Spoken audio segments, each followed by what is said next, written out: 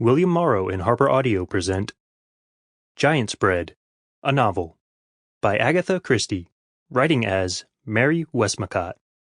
Performed by George Cole. Prologue. It was the opening night of London's new National Opera House, and consequently an occasion. Royalty was there, the press were there, the fashionable were there in large quantities. Even the musical, by hook and by crook, had managed to be there, mostly very high up in the final tier of seats under the roof. The musical composition given was The Giant, a new work by a hitherto unknown composer, Boris Groen. In the interval after the first part of the performance, a listener might have collected the following scraps of conversation. "Quite divine, darling. They say it's simply the latest. Everything out of tune on purpose. And you have to read Einstein in order to understand it. Yes, dear, I shall tell everyone it's too marvellous. But privately it does make one's head ache. Why can't they open a British opera house with a decent British composer? All this Russian tomfoolery?" Thus a peppery colonel. "Quite so," drawled his companion. "But you see, there are no British composers." "Sad, but there it is." "Nonsense, don't tell me, sir. They just won't give them a chance. That's what it is. Who is this fellow Levin? A dirty foreign Jew. That's all he is." A man nearby, leaning against the wall, half concealed by a curtain, permitted himself to smile, for he was Sebastian Levin, sole owner of the National Opera House, familiarly known by the title of the world's greatest showman. He was a big man, rather too well covered with flesh. His face was yellow and impassive, his eyes beady and black. Two enormous ears stood out from his head and were the joy of caricaturists. The surge of talk eddied past him.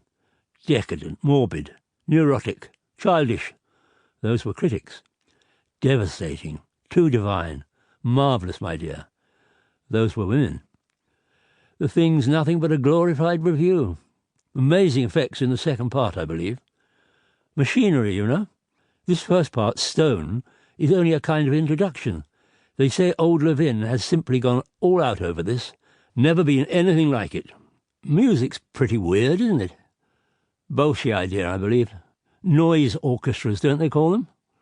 Those were young men, more intelligent than the women, less prejudiced than the critics. It won't catch on. Stunt, that's all.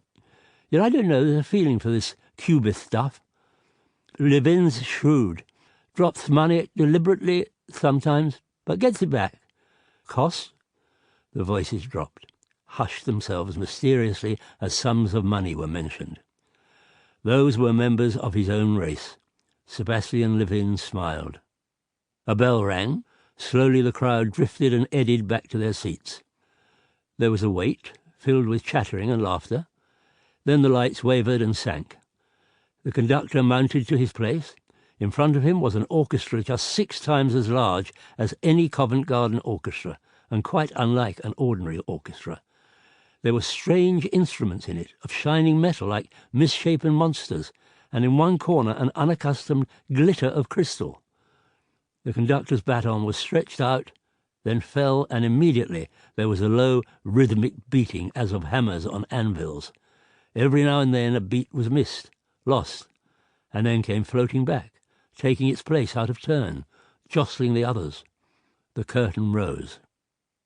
At the back of a box on the second tier, Sebastian Levin stood and watched. This was no opera as commonly understood. It told no story, featured no individuals. Rather was it on the scale of a gigantic Russian ballet. It contained spectacular effects, strange and weird effects of lighting, effects that were Levin's own inventions. His reviews had for long been proclaimed as the last word in sheer spectacular sensation. Into this, more artist than producer, he had put the whole force of his imagination and experience. The prologue had represented Stone, man's infancy. This, the body of the work, was a supreme pageant of machinery, fantastic, almost awful. Powerhouses, dynamos, factory chimneys, cranes, all merging and flowing, and men, armies of men, with cubist robot faces, defiling in patterns. The music swelled and eddied, a deep, sonorous Sample complete. Ready to continue?